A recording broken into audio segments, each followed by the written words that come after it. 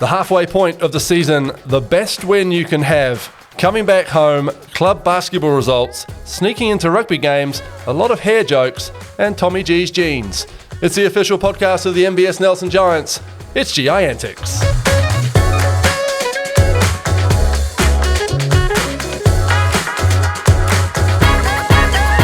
Kia ora Giants fans, welcome to episode 8 of G.I.Antics. Hugh Beynon here alongside Phill Jones. G'day Phill. G'day Hugh. Good to be back, mate. Yeah, it's been a while. No recording last week. I had a wisdom tooth out and podcast studio was out of action. We're in the new BeSeenMore studio today, actually. Pretty flash. Yeah, much bigger, a little bit colder, but yeah, more space. Yeah, and as awesome as ever. Thank you, producer Todd. And delighted to welcome in Sam Dempster, Mayor of Stoke. How are you, Sammy? Good, mate. How are you?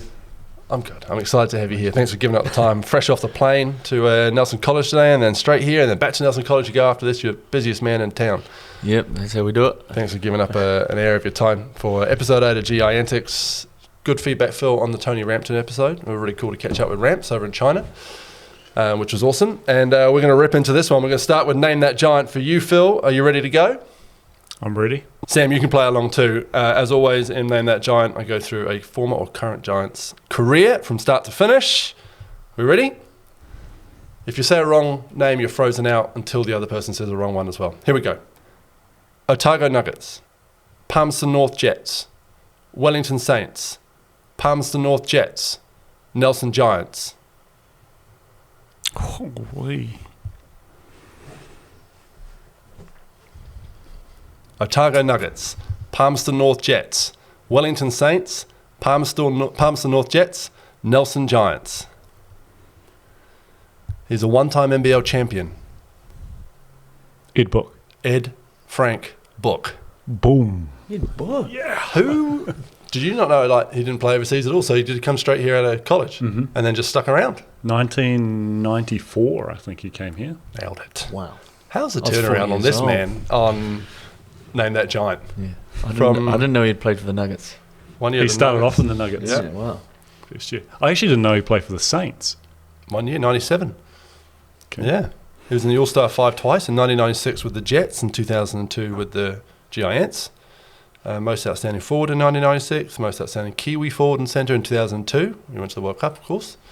One of the greats. One of the great Giants, one of the great men. You will go down to Cal Stadium, that absolute hole of a stadium. But there's always a big smiling Ed Book in there. Oh, yeah. Great basketball family. Great basketball family. Kids are 100%. awesome. Yeah. Right, let's move on.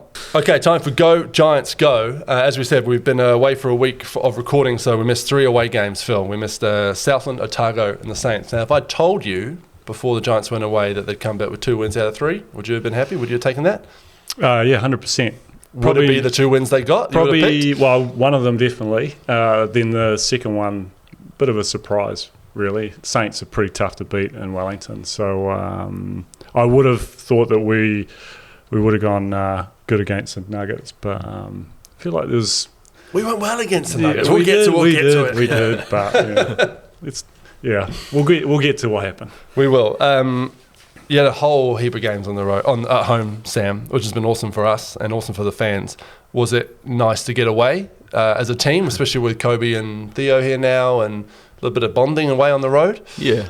I think obviously for me that was my first road trip. We had Canterbury at the start of the year, which I missed out with my old man injuries. But yeah, it was nice to get away and spend that time, I guess, building on our culture we created here and hanging out together and getting to know everyone a little bit better. So yeah, it was good. We had Kobe in the studio a few weeks ago and we told him that he'd be loving the away trips and saw some nice pictures of what looked like an unbelievable rainbow down in Invercargill. Yeah. Hey, do you see those on Instagram? No, I didn't see that. Do you have Instagram? No, I do, but I didn't see that. Yeah. It looked unbelievable. So I think we nailed it because we told Kobe he'd love the flight down there over the Southern Alps and everything. And it seems like him and Theo are really fitting in. Yeah. No, they're great people. Obviously, we've got a pretty young group, and so besides me, and they all fit into that really well. But yeah, they're characters, and they bring a lot of great character to our team. We won't spend too much time on Southland Otago because it's technically old news now, but we talked about it being a banana skin game, Phill. My general view of the game watching from home was it looked like one of those games where you guys thought, yeah, we're going to win this game, as you should. Southland, bit of a train wreck this year. then it was tighter than perhaps we thought it would be, and the team tightened up. Sam, is that fair? Like, it kind of felt a little bit tight. Obviously, you got the job done in the end, but it wasn't the prettiest. Yeah. I think those games always keep you on your toes. You know you should win the game, but you always got the nerves in the back of your mind of what's going to come. and they came out, they played hard, and they threw everything at us. And they played a good game, and we probably didn't play the greatest game, but I mean, it kind of felt like we were always in control of the game, and I think we took care of business. It probably wasn't the best way to do it, but we got there. They're in trouble, aren't they, Southland this year, Phil? Big time. Watching that game, it was almost like every other drive was a turnover, and just a straight pass to a giant sometimes, and just messy. Yeah, it's a tough one, and I feel really sorry for the organisation, and I just don't know what they're up to down there, whether they're trying to bring in some new people or whether they've decided, let's just chalk this one up to a dead rubber this season and we'll just go with what we've got. But they've got some pretty decent personnel playing, and they've got a coach that has been around for a very long time, and I'm sure he's pretty frustrated with the situation. And it's a tough one, because when they come on, and you know that one of the other teams around the country is playing the Sharks, it's quite a hard watch. It's been a while since we've had that in this league as well. We haven't, we've had teams coming bottom each year, maybe Manawatu's Taranaki, but they've not been easy beats for a few years now, for maybe 2-3 years, I'd say, since we had a genuine easy beat, for want of a better term. The Sharks are probably going on a 4-game winning streak now I've said that. But, whereas you're right, Phil, you're kind of less inclined to watch a game if the Saints against the Sharks, for example, because you're like, well, I don't want to watch just a massacre. Yeah. Yeah. Let's hope they go on a winning streak. How good would that be for the league right now? That'd throw the cat amongst the pigeons and make the ladder look terrible, because, right now I can't see the Sharks beating anyone. No. Just not with not the way they're playing. They just I think they've got themselves in a position where they really don't have much belief in themselves, and it's hard from looking on the outside looking in, because we don't know what the camp is like and how strong they are, but they're not getting any results, that's for sure. Did you ever chat to, they're a good bunch of people, former teammates of yours, Big Cal as well, Big Cal McRae? Did you catch up with them when you're down there? What was the vibe like down there? No, it's so cold down there, I'm straight back to my motel, to be honest, mate. I caught up with Cal briefly before the game, but didn't talk much about it. Like Phill said, they've got the talent down there, they've got a well-experienced coach, so not sure what it is, for the league it'd be good if they start clicking, but something's just not quite right down there. Then to Otago we went, full of beans, against a good team with some good pieces, and that game really reminded me of the Taranaki game, which was just a couple of games before at home, where it looked like, the Giants were playing good basketball, good offense at least, but Otago just playing better offense, Ty Webster, Ben Henshaw, just almost at times you're sitting there going, man, are they ever going to miss? Did it feel like that on the court, Sam? Yeah, 100%. You get your coverages done, you do certain things to try and muck them up, and they're just elite offensive players. So, that's why they play at the level they do, and they came out and they did what they needed to do, and it was unfortunate to watch them a couple nights later and that's it, right? Miss all those shots. You say that that's what they do, elite offensive players. Well, they absolutely pooed the bed in the next two games. They went from shooting 55% against us to 22% against the Phi. Yeah, and it was exactly like the Taranaki game, where the team just caught fire and everything they did turned to gold. And it was a tough one, because the Giants, you guys scored enough points, comfortably enough points. 97 against Taranaki, and then what was it, 90? It was something similar against the Nuggets. Generally when the Giants are scoring that many points, they're winning. It's not often you see that their defence gets sort of burnt by the opposition. But two quality teams that when their firepower's going, they're obviously hard to stop. So, and you don't have to comment on this, Sam, because I don't want to get you in any hot water, but we can talk about the refereeing against Otago. Yes, please. Holy! I'm actually not normally one, as I think you'll attest to, Phil, to complain about referees. I've sat in the seat as general manager of the NBL, so I know I've dealt with the referees a lot. Good people, giving up their time.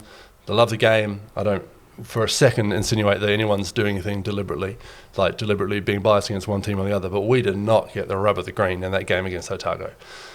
Yeah, and Ty Webster rolled his ankle, fell on the floor and got a foul. Yeah.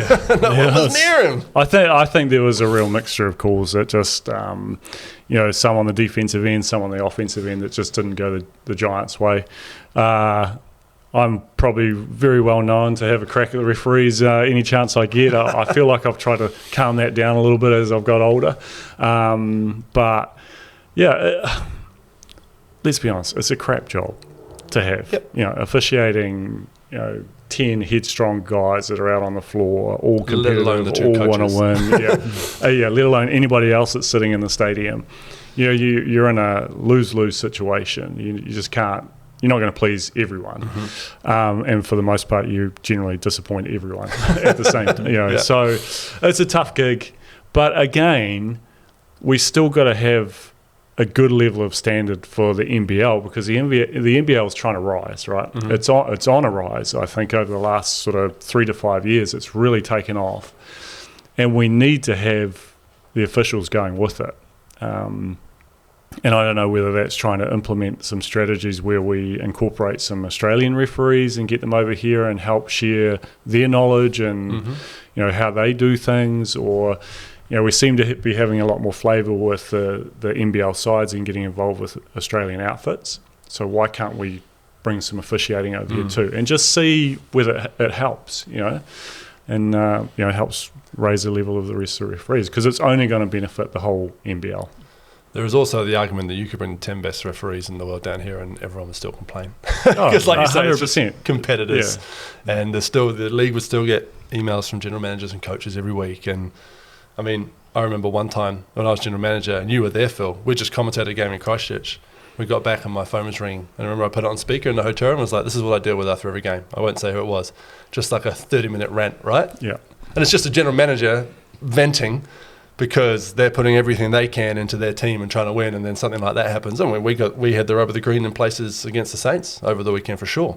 Dan Fotu put his hand up to a double dribble, I think. TV cameras caught it pretty plain and simple and got away with it. So it does go both ways. It just felt like in that Otago game, it didn't. Yeah. And again, I'm not saying anyone's cheating there. I just think it's just one of those nights where we got a little unluckier than Otago did. Yeah, and sometimes you can get so caught up in the moment that, Fitch, for example, is super competitive. He wants to win, but the referees just get in his head something wicked sometimes, and it really takes him away from what he's trying to do with his group.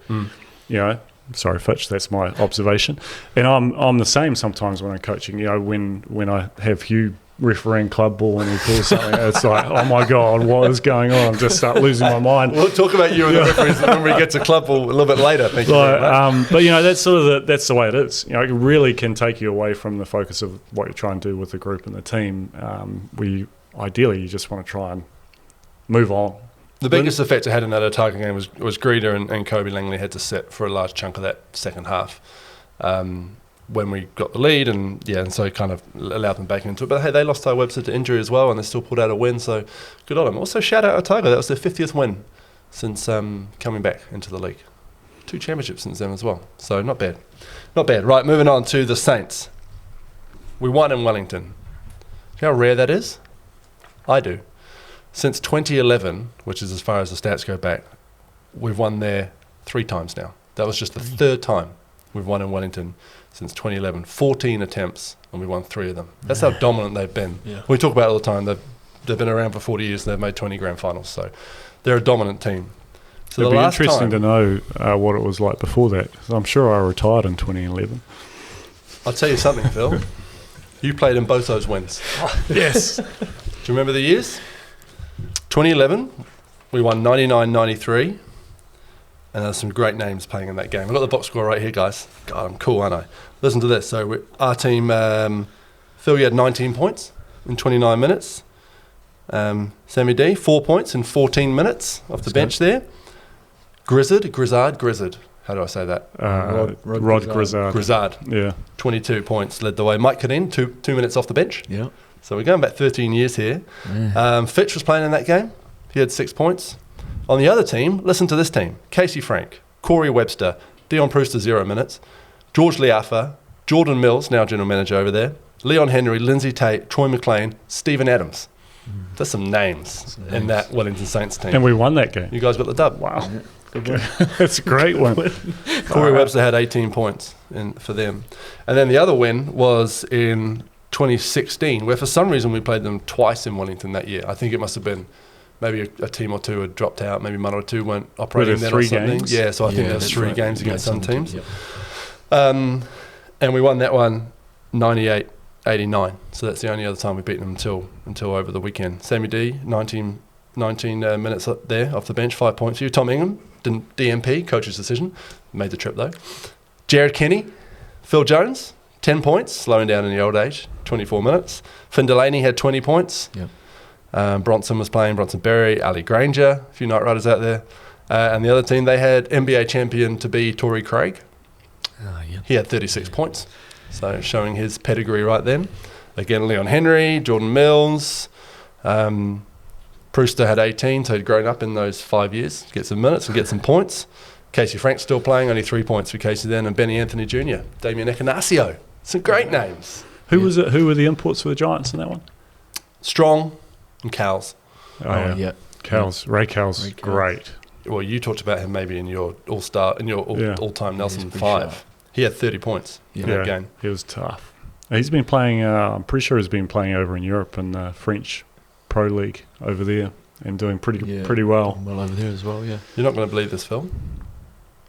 The Giants are 27 for 27 from the free throw line. Oh, it's on paper. I can't deny it. I actually remember that game. Bring back those days, eh? I remember some fan in the crowd ripping me out, saying, "You're too old, Jones. You should retire." And I hadn't scored any points at that stage, and I scored 10 straight. Yeah. And then never that was it. Ever talk to Phill Jones when he's playing badly. It doesn't work out well for you. So anyway, I was looking forward to nerding out over that stuff. That's unbelievable, though. It shows you how dominant Wellington have been. Shows you how hard it is to win over there. Justin Nelson has called that online today the best win in Mike Fitchett's Giants coaching career. Thoughts? Yeah, to be up there, like you say. I mean, it's so hard to beat them up there. They pack the house out. They put on a great show up there. So I mean, any win up there is a huge win. It was a lot of fun to be a part of. Definitely a lot of fun to be a part of. I can't think of any off the back of a Dane Samuel buzzer beater in Rapid League as well. Yeah, that was tough. Yeah, I think it's definitely up there. It's a win. It was kind of the Giants in a must-win situation going into the hardest place to win in the country, and they managed to pull it off. So it was a heck of a result. Now they've got to back it up. Next couple of games, make sure that they consolidate that win and see whether they can start moving themselves up the table a bit more. I was nervous as watching it to the point where, and I don't know if I should admit this, I turned it off for a good chunk in the third quarter. I couldn't handle it. Turned it off and did the dishes. I was just like, can't do it. And then I said, grow up, Hugh. And I went back and I turned it on, and then I was behind. I was getting texts from Phill and Phil's wife and all the other people watching around the country texting me. So I was like, I've got to fast forward to get to the spot. So I had to go back and watch the third quarter again this morning because I skipped it through nerves. But question, and I don't want to put a dampener on proceedings. Are we getting ahead of ourselves around this win? Hiram Harris wasn't playing. So should that be a game we should be winning anyway, Phill? Or is that... I'm just saying, look, it's a salary cap nowadays, right? Everyone pays the same money. We've all got the same money to play with. So when their best player or top 2 best player is out and we've got a full roster, should we be expecting to go in and win those games? I don't think we should be expecting to win any game. Even someone like, playing against the Sharks, where their record would show that they should lose to the Giants, but it was a pretty tough game. Yes, Hiram Harris is a huge part of that team, but they've got a heck of a squad and they've got a lot of good personnel and, it's sort of next man up mentality. I'm sure that they play with that style and they go, well, if one guy's out, then the next guy's got to step up. And I just think that the Giants played a heck of a game. You did enough to hang in there for long enough to the point where you managed to make a little run and create a gap. And they created enough pressure to get the win across the line. and they made some free throws down the stretch, right?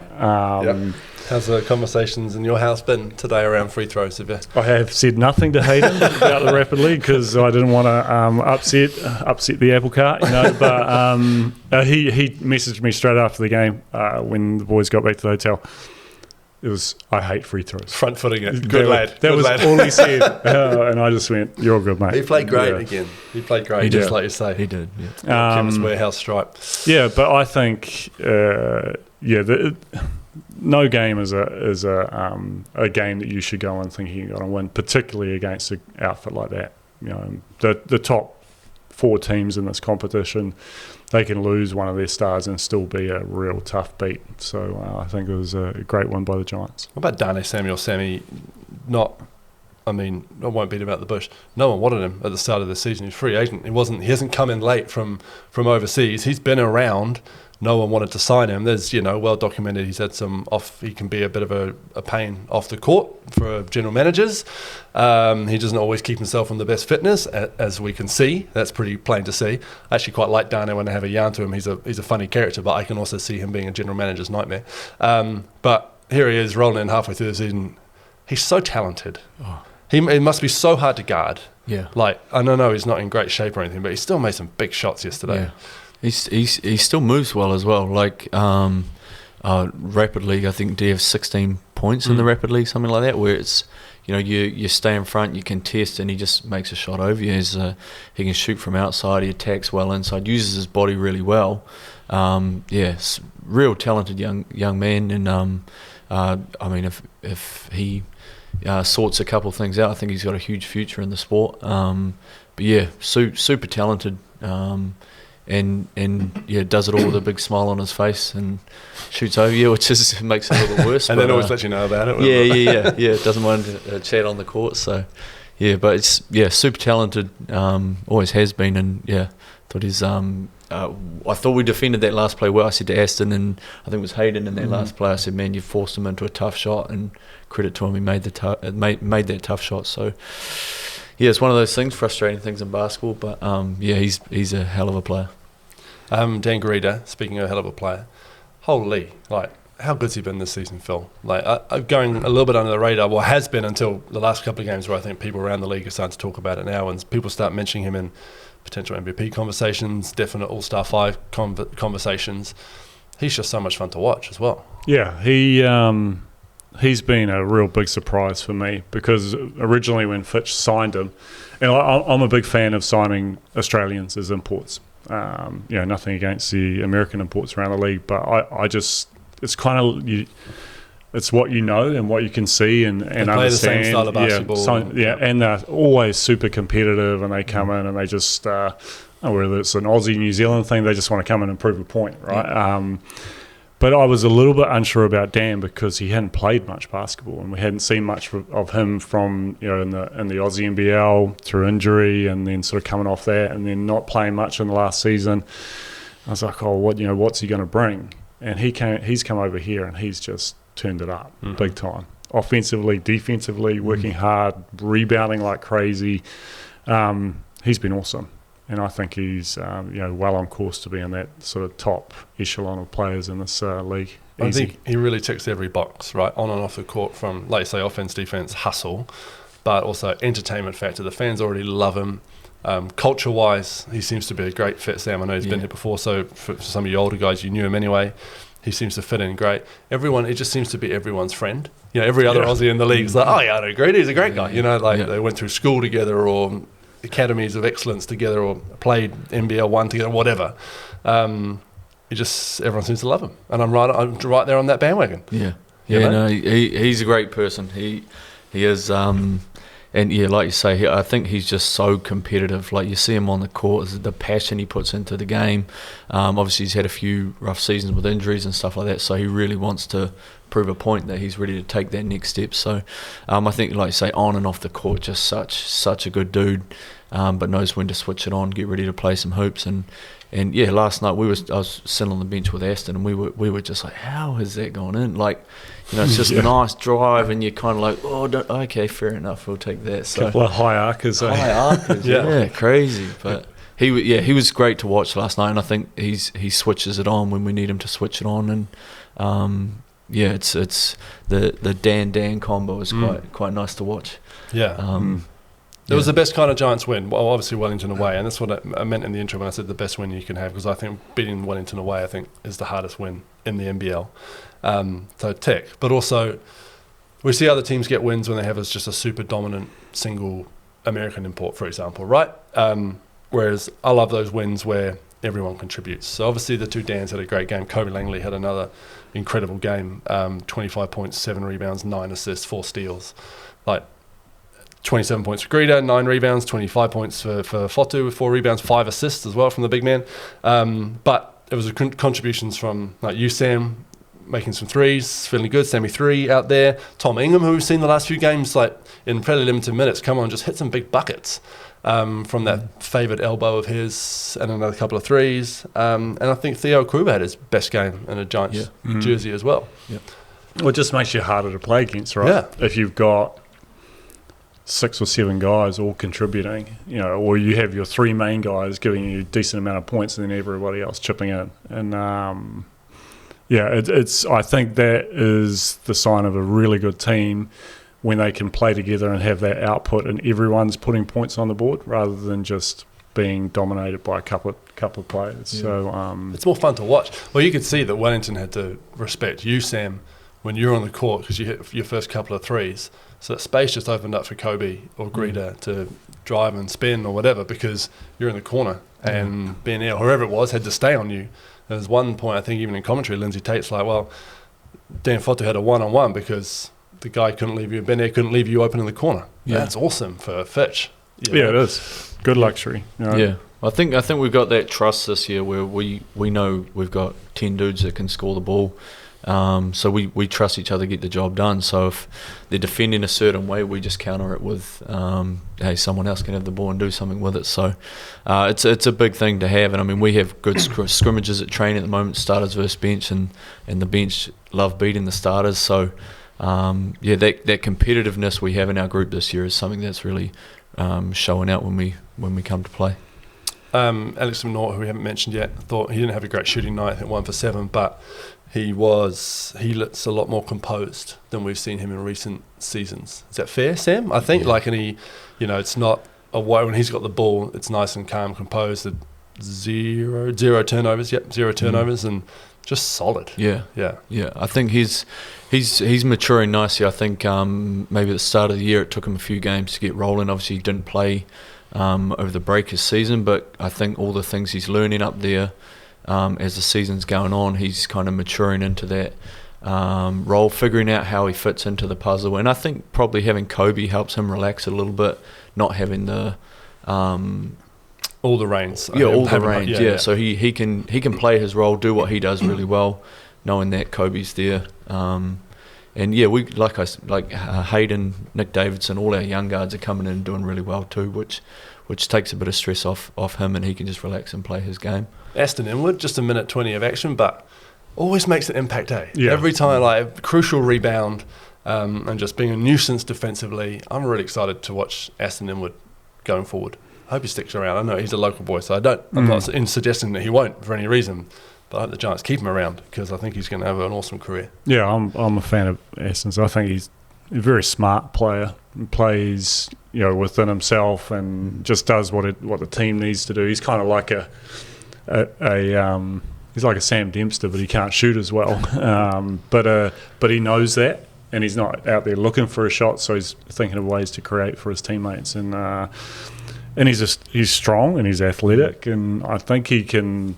I'm actually a little bit surprised that Mike doesn't utilise him a little bit more, particularly when sort of there's foul trouble, and they need to chuck him out there and give him a few minutes just to eat up a few fouls, or just get a little bit niggly on the opposition. Intuitive, that's the word. Is he often on time to training? He's not missing trainings, Aston?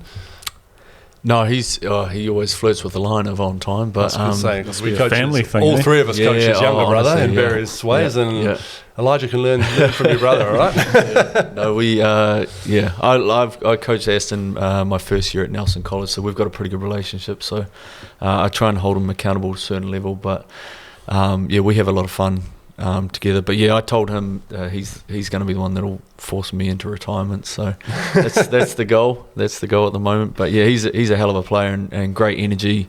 Like you guys say, he just makes an immediate impact on the game when he gets in the game. So yeah, I said to him, Summer's going to be working on his shot and working on a couple of different things. But yeah, he's a great guy and a great player. Yeah. Before we get to talking about you, Sam, we'll a little catch up and see how it all started for you. But Hugh and Phil's over and under comes first.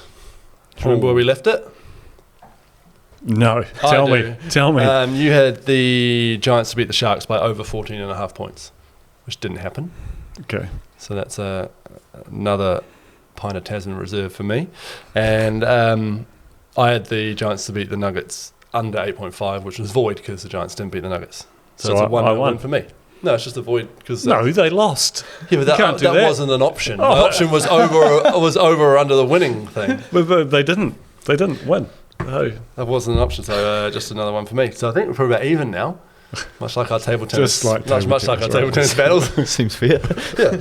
I'm 200-0 against you in table tennis, and it's even. That's not true at all. I need to get Hayden back in the studio to prove that. 200 games, Sam. Genuine congratulations. And I know he's going to snidely come in with you're halfway there, mate. Yeah. But genuinely, that's phenomenal. Actually, he's not even halfway yet. What were you, 408? Something like that, yeah. I've been going through with Casey Frank and we're trying to find... The NBL records are spotty, but we're trying to find a list of all the 200 games. That was going to be my shot clock for you today, but I haven't got a definitive list. There's ones you can tell, like Willie Burton, for example, right? Auntie, we know, played 300. You and Dylan played 400. JK. But then there's a whole bunch of probablys or maybes, not sure. But either way, it's rarefied air, Sam. The names that Casey and I have been talking about, you'd be pretty proud to be among those names. Yeah, it's been a journey. Obviously, there's no other club I'd like to play for, so it's been pretty cool. Trade window coming up. You're not thinking about trying to? Well, it's quite cold here at the moment. It's been fun, and I mean I've played with some awesome people along the way and made some awesome friends, and it was actually quite cool. Before I played my 200th, a lot of people reached out, and people you probably forgot you played with over my 16 years. So that was quite cool to catch up with some different people, and huge honour to be able to play in this league and do what I love for as long as I've done it. You've had a different career to like Phill, for example. I mean, that's probably a little bit unfair because you didn't just burst onto the scene as a superstar, did you? You started as a kid on the bench, and like looking back at that old box score, Sammy, 4 minutes off the bench or 6 minutes off the bench. Yeah. And when did you feel, it's going to be a hard one to answer, but when did that transition, do you think, came from a bench guy or a few 10, 15 minutes with the Giants to a leader, not only in the team but the league, and becoming so well known around the league, and suddenly, I know everyone on this court, Yeah. I remember I had a game where we had a whole heap of injuries. We had an import who was out, and then so I ended up starting, got told on Friday night I'd be starting on Saturday, and came out and had a pretty solid game. And then from there, I guess because I made the most of my opportunity with the chance I got, my minutes got bumped up and got into it. And with different coaches coming in over the years, it's kind of gone up and down, depending on what other players we've got in. Obviously, Finn Delaney came through, and so that bumped my minutes back down. But yeah, I've just enjoyed being part of it. So yeah, I mean, I was pretty lucky probably only a couple of years ago to really kind of probably find that confidence. I think Phill said a couple of weeks ago when I was listening to the show, I think you figure things out as you the longer you're in this league. So I got to a point where I said, well, I'm just going to have fun and enjoy playing, and that kind of helped me relax, and all of a sudden I could shoot the ball a little bit better, and everything started working out. But yeah, it just, one day you're a young 20-year-old playing, sitting at the end of the bench and running on when you get a chance, and then all of a sudden subbing on for Mika. Yeah, and then all of a sudden it's 16 years later, and you're just trying to survive game to game. What do you remember, Phill, of young Samuel Kevin Dempster walking through the door of the gym when you were, what you would have been, what point of your career? So, well, 16 years ago. I'm not great at maths. Yeah, I was 2008. late. It was a year after the championship, right? Yeah. Yeah, So I made 07, 08. Yeah, So I made the squad in 07 and then broke my wrist playing volleyball. So Nina had said, don't worry about it, come back next year. And they won a championship. And then we won. so I would have been in my late 20s, I suppose. Late 20s. Still kicking around for the Tall Blacks, a couple of years before Tall Blacks retirement for you. 2008. And then you came back in You with 2014 the for you. Taipans? Might have been with the Taipans. Yeah. So I've been in early 30s. It was your Maybe. first year with the Taipans? Yeah. Yeah. Yeah. 07. No. Was it? Didn't you get Abercrombie out of the Breakers the 2 years before they won the championship? And they won in 2010-11. Yeah, it was something like that. Yeah. 2010-11, Yeah. So, that was the year I played in Cairns. Yeah. 2010-11, yeah. So, what do I remember of Sam? That's a long time ago, 16 years ago. Right. But I do remember this guy coming in, young kid, worked hard, playing for Nayland at the time. Yep. Were you still playing for Nayland then? Yep. You were? Yeah. Shoot a little bit, but just did all the little things, chased after the ball, every rebound, tried to get it, tried to play defence sometimes. But I remember, I'm pretty sure I remember that game you talked about when you got that opportunity to start and you came in and you actually played really well. I think you have like 16 points or something, hit a bunch of threes, and that sort of put everyone on notice that Sam was part of the NBL. Yeah. And I think in that game you gained a lot of trust from all of the players and all of the coaching staff, and then just that kind of solidified you as a big part of the Giants from then on. It was here, eh? Yeah. It was in Nelson. Yep. Yeah. So I was there. I was playing. Yeah. I'm sure I was playing. Yep. Yeah. Memory's hazy, but yeah. But But like I think for Sam, the thing that is cool for me is he's played 200 games for the same team. So I ended up playing a few games somewhere else, but I would kind of wish. Does that niggle you sometimes? I wish that I'd played all of my games for the Giants. Yes, you met Cat, but there was some cool things that kind of came out of that trip down to Dunedin, and not apart from the frostbite that I got down there. But it's awesome that Sam's actually given everything from his basketball sort of career to the Giants, and I'd hope that the Giants will recognise that when Sam decides to hang up the boots at some point. But he's got a few more years left in him yet. We'll get to that. Don't worry, we're going to get to that. That question's going to come up in the listeners' questions. Don't worry about that. Who were your idols, Sam, when you were bursting onto the scene, or when you were at Nayland College, and who were the guys you played against in club ball, or went to watch the Giants, so you thought, man, I want to be like them? The name a lot of people. When I was young, club ball, you had to have two Giants in your team. You had to. So each club team had to have two Giants.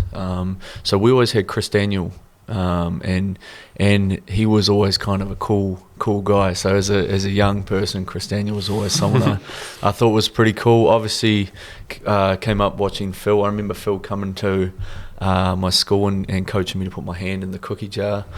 I had Judd Flower, obviously Mika Vakona. I like to think a lot of my game is kind of based around what he's taught me over the years. So always used to love watching him play and just how hard he played.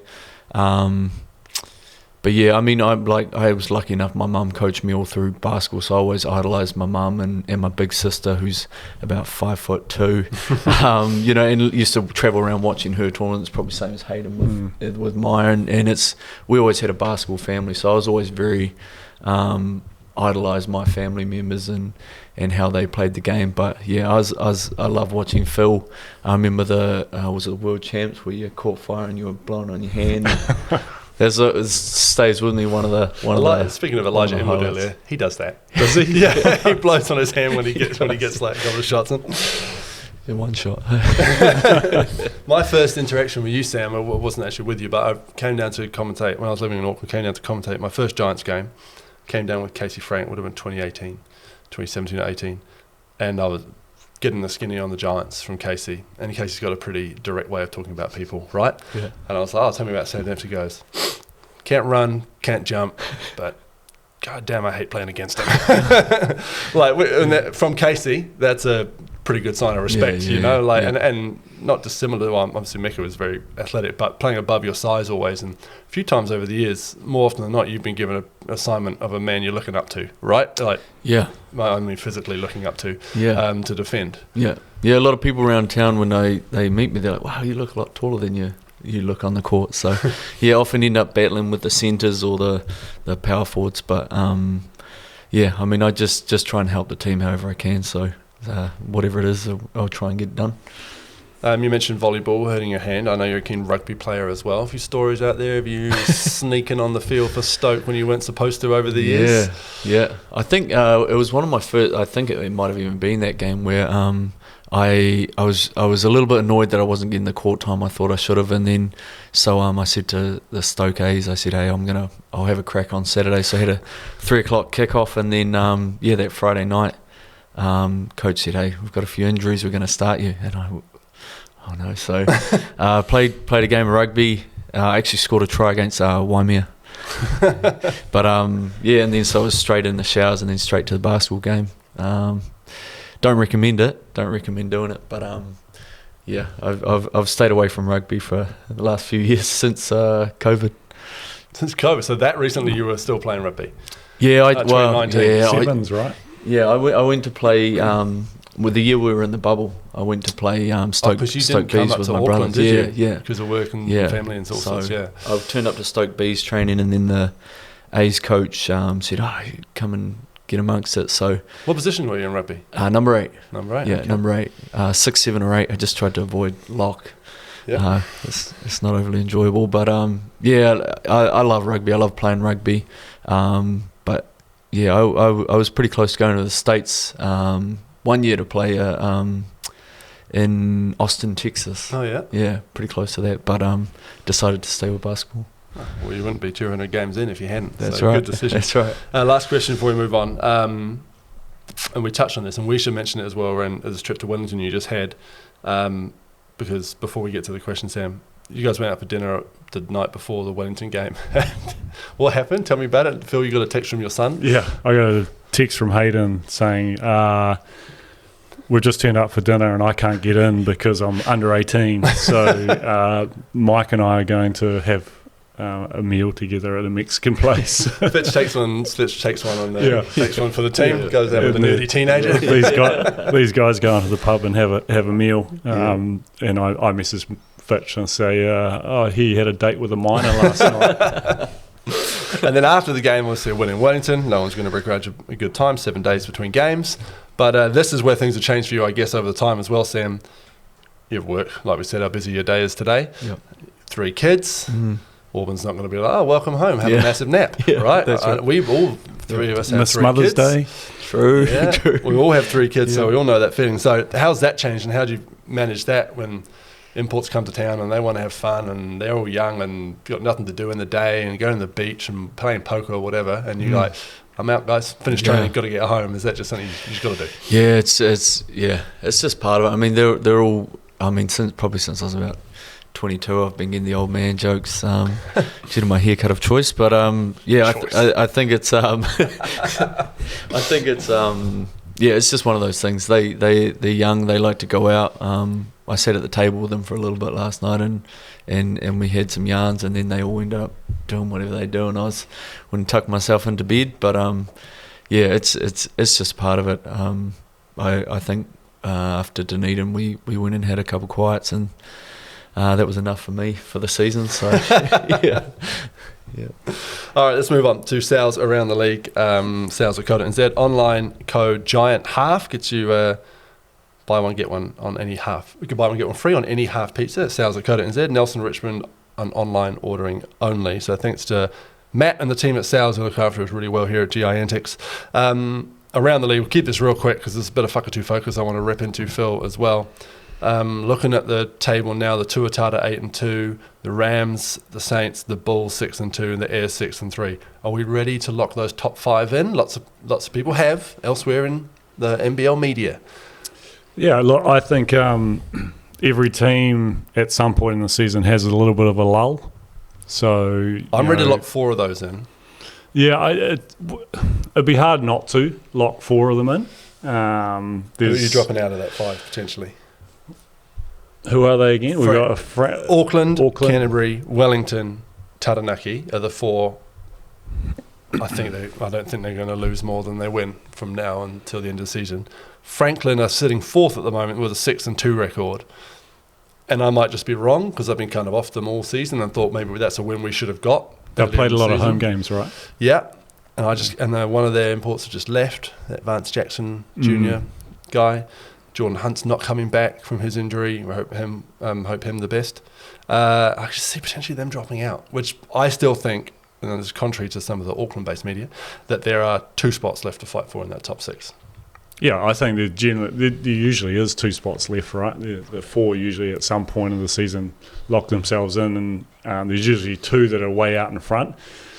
Which has changed this year, which is great. And I just feel like we're Bulls, Hawks, Nuggets, and us vying for those last 2 spots. Hawks are the ones that I think teams need to watch out for. I picked them to come last at the start of the season. Playing very well, and a good style of basketball, putting a lot of points on the board, defending well.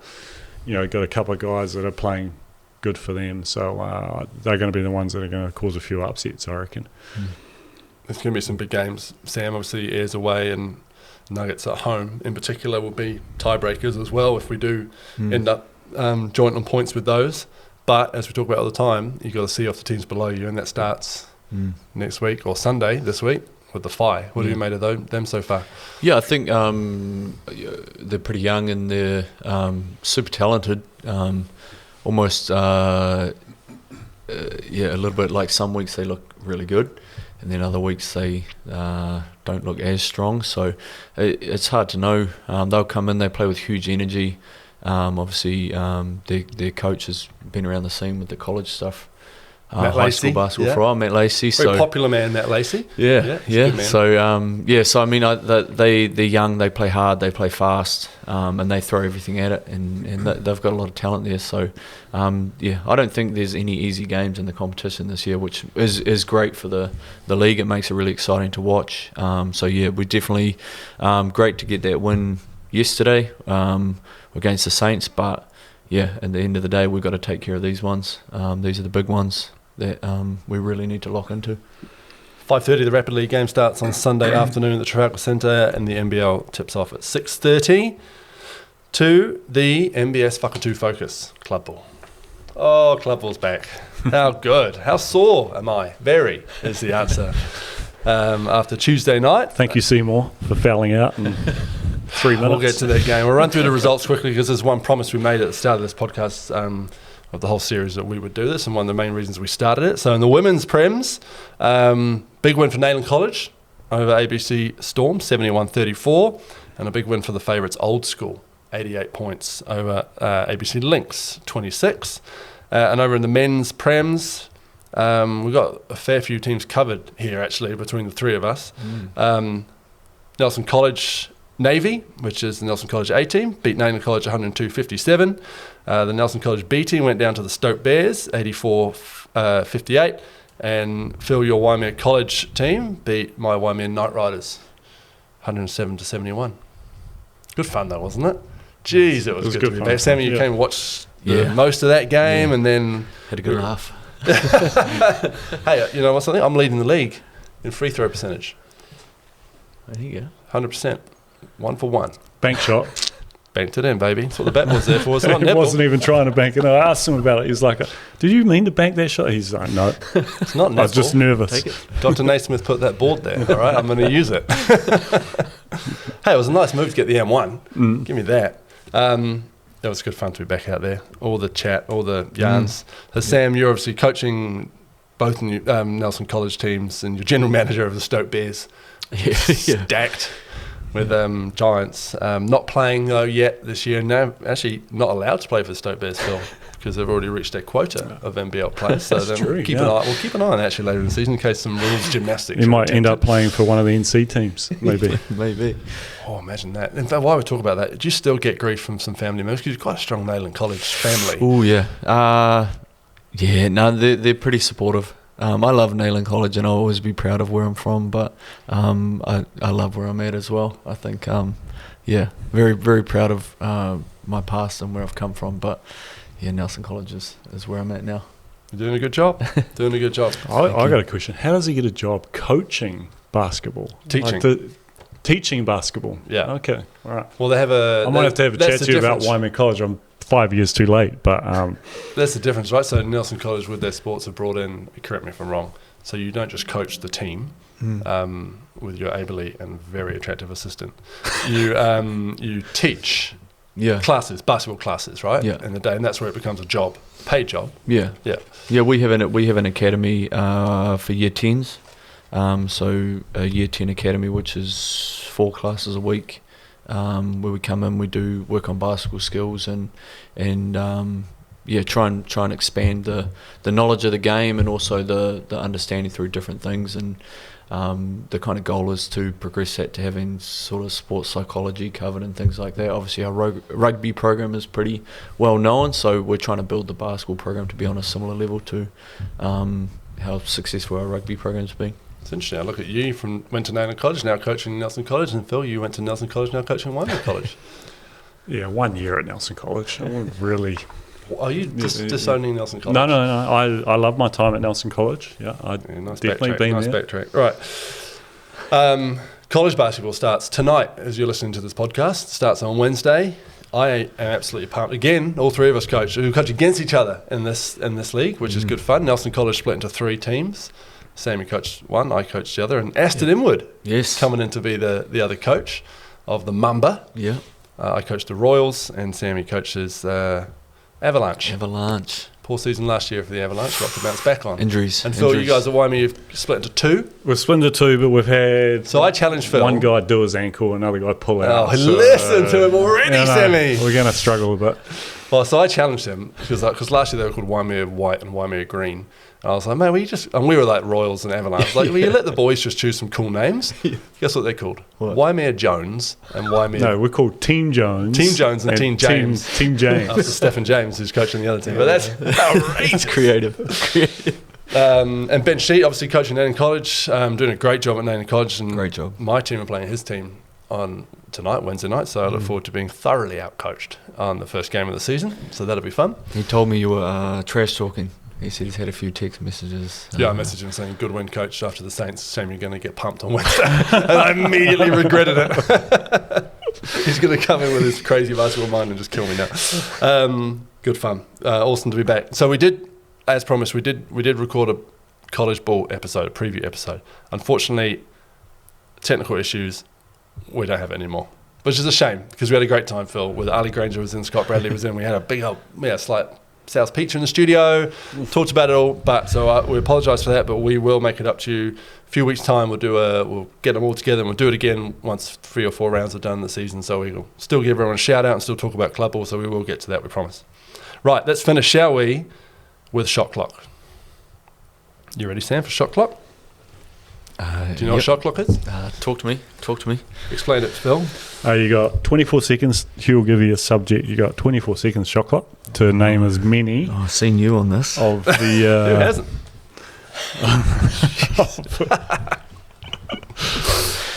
You have got 24 seconds to name as many Giants assistant coaches as you can. Oh, no. Starting now.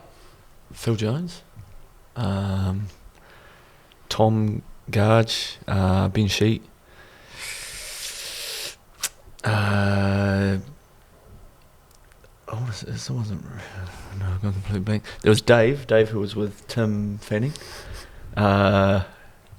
Tim Fanning, he was assistant for Liam Flynn. Time's up. I'm not giving them Dave.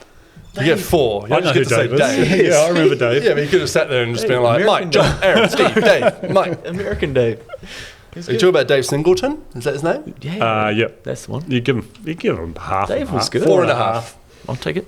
How many can you do, Phill? We're not time you. Well, while we're here, any more you can throw out there? Some good friends of yours are on this list. Brendan Bailey, Tony Rampton, Tony Rampton, Nina Vucinic. I was going to say Tony Rampton, but then Bill Nenad's not Dalberg. on this list. I got this list from the great Steve Fitchett. Well, he was a player coach, so he would have been an assistant coach, right, at the time. True. Yeah. Good loophole you found there. Yeah. Here's the list I've got. I don't know everyone's first names, but they're because their surnames only here. But Brendan Bailey, Ed Book. Yeah. Al Campbell, Rob Crooks, Bill Dalberg, Caslow Evans, Senior, Tim Fanning, me, Tony Rampton, Aaron Robinson, Dave Singleton, Lance Toma, Chris Tupu, Murray Turner, Ethel Webster, Brent Wright, Joseph Molnar, Ben Sheet, and Tommy Garge. Good list. Yeah, thanks, Steve list. Fitchett. Yeah. Awesome intel. Done a great job. Him and I think Bill Dalberg getting together and getting all the history of the Giants down on paper, which is awesome because that stuff is important. It's going to outlast us all. Sam, thanks for having us, mate. We've got to get to NC training, don't we? We do. Mould the minds of tomorrow. We've got a big game against Waimea in a few weeks. We need to get a dub on. Easy dubs. It's going to be fun this year. Last year, a lot more confident in the Waimea group. This year is going to be... You lost some big pieces. Yeah, it's going to be interesting. It's going to be a battle. Yeah. Oh, I didn't mention Phill absolutely lambasting the referees last week in Club Ball. I mentioned earlier on. Oh, we also haven't talked about Tommy's jeans. We should talk about Tommy G's jeans. He got a fine, Phill. You know that? No. It's against the rules to wear jeans on the bench as a coach. And Tommy G wore them on that. He forgot his. I got the funniest text from Sam. Was it you, Sam? I think I texted you saying Tommy's jeans. Or maybe you'd already texted Jamie. Anyway, I got a text indirectly from Sam saying Tom forgot his pants that he coaches in. Right, but he remembered and he forgot his polo, but he remembered his jeans for town, which is the most Tommy G thing ever, that he remembered his jeans to go out in that night in Invercargill and Otago. So he got a fine because it's against NBL rules to wear jeans as a coach on the Really? bench. Yeah. Oh, classic. And they weren't just like, they were like flare, big baggy jeans. The jeans with the Jordans. It was so funny. So there was that. And last year, a fun thing for me. Last week playing Waimea Night Riders against Waimea College, we had a ripper of a start to the game. Ali Granger hit some big threes. I think we're like 12-4 up or 15-4 up or something. Old mate over here just starts yelling at the refs. This is what I told them to do. This is how I taught them to play. All this stuff, like pulling on the heartstring. Refs don't blow a whistle in for the next 10 minutes. So then I fire up. Just because Phill yells at you doesn't mean you have to swallow your whistles. I get threatened with a tech. He can do whatever he wants. It's Phill Jones. Welcome to my world, Hugh. Welcome to my world. Well-deserved win from the Waimea boys. I love them. They're good fun. We have a good chat in the game. Thanks, Sam. Appreciate your time. Not a problem at all. Thanks for having me. Good to see you in another 200. Yeah, maybe. Talk to my wife. Thanks for listening to episode 8 of G.I.Antics. We'll see you at the Trafalgar Centre on Sunday, 5:30 rapidly tip-off, 6:30 NBL tip-off. It's going to be a ripper against the Phi's first ever trip to Whakatū. So a bit of history being made as well. We'll see you there.